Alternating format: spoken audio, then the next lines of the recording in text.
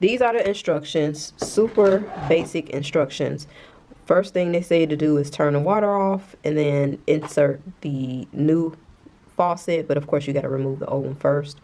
And then this is the way to put the plates down. So this plate will go down first, and then this one will go down, and then the actual water faucet will go through this hole.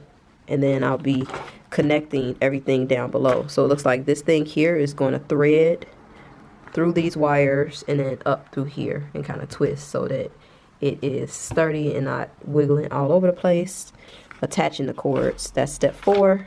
Once the cords are attached and I apply this weight, I have to install a weight. Then I'm going to connect the water supply and then turn the water on and then check for leaks. Hey, I'm sorry. I always jump into these videos without speaking. Hi, my name is Wayna and I make videos on rental-friendly interior design. And if you are a renter or you have a nice little fixer-upper, this might be a channel with a lot of solutions to your problems. So check out some more videos.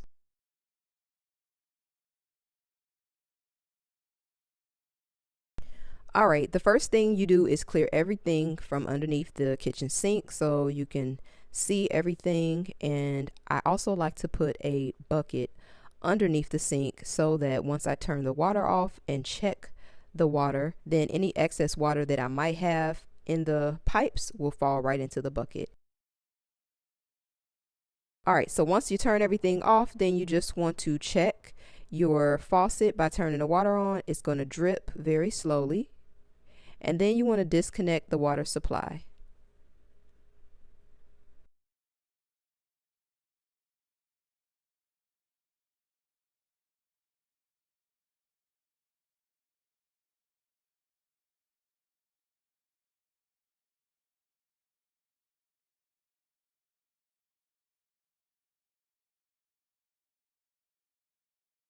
You're going to need a basin wrench, and a basin wrench is basically going to allow you to loosen the nut that is underneath the sink holding the original faucet. To operate the basin wrench, you're going to turn the wrench counterclockwise and open the claw of the head, and make sure that the claw is leaning to the right. And then to tighten the nut, you're going to turn the wrench clockwise. And vice versa, if you're going to loosen the nut, you want to turn it counterclockwise. Have some patience with this part because it took me a good 5 minutes to make sure that I connected the basin wrench with the nut.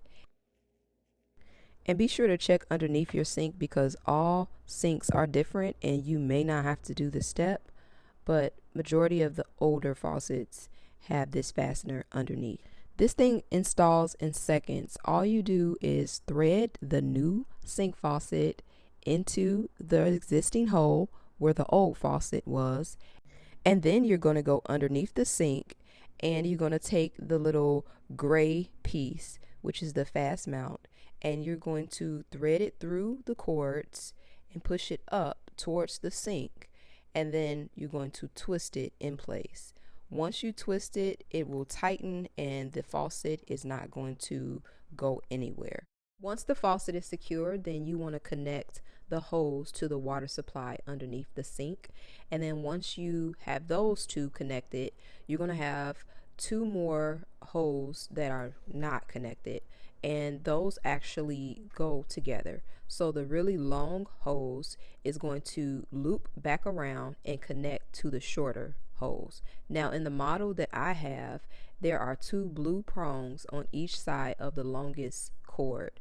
You're going to push that into the shorter cord, and then you're going to feel a click, tug back a little bit just to make sure that it's secure. And then after you do that, you're going to apply the weight. This is going to ensure that the pull down hose will work properly. Another thing you want to make sure you pay attention to is the water supply lines. There's going to be a red marking that is going to indicate which is for your hot water and which one is for the cold water supply line. So make sure you pay attention to those so that your faucet will be correct. When you turn on the hot water, you'll get hot water, and when you turn on the cold water, you'll get cold. Beautiful. Check for leaks. See if we got any leaks down here. So far I don't see any, but I'm gonna let it run for at least a minute or two just to make sure. And if we don't have any leaks, then I am going to clean this area up and enjoy my new kitchen.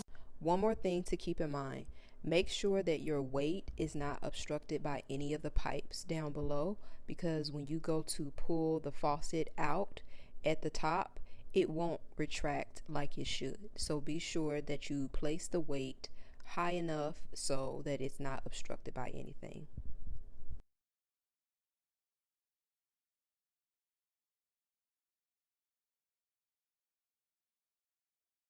All right, and there you have it. That is how to change your sink faucet very easily.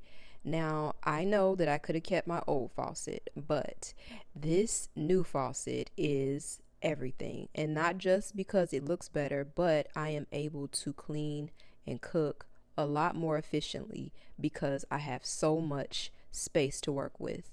And I also want to point out that this was not a bad investment because I only spent $80 on this faucet, which is less than a pair of shoes these days, and it has allowed me to meal prep and cook so much easier.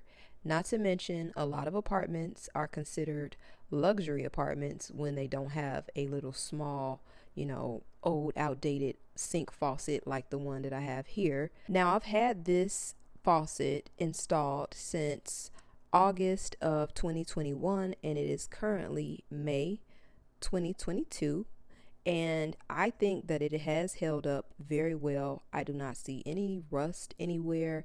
I haven't had any issues with any leaks, and I haven't had any issue with the sprayer. Now, I do want to warn you that the faucet itself is not a metal. It almost feels like a shiny plastic, but I pretty much purchased the cheapest faucet because this is not my home, and I am not trying to, break the bank when it comes to kitchen hardware. This was just a purchase that I needed to make so that I could use my kitchen more efficiently, so that I didn't have to eat fast food as much, and I think that it has done its job. All right. As always, don't forget, be you, be beautiful, be chic on a budget, and I will see you on the next upload.